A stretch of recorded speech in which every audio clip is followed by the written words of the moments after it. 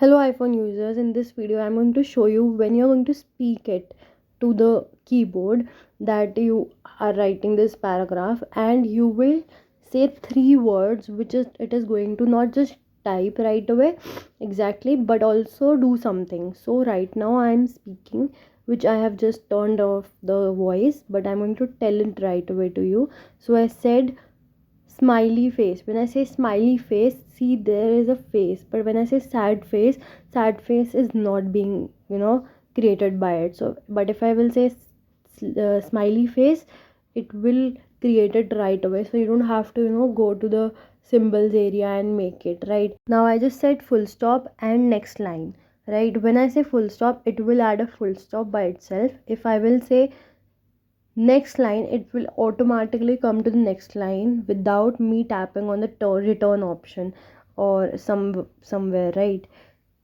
I'm trying again for smiley face, so it is not taking it up, so I'm going to try it again. So there are three things that I've told you: smiley face, next line, full stop.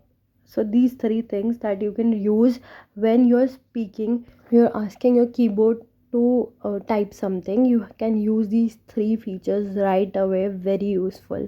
See you next video. Tada.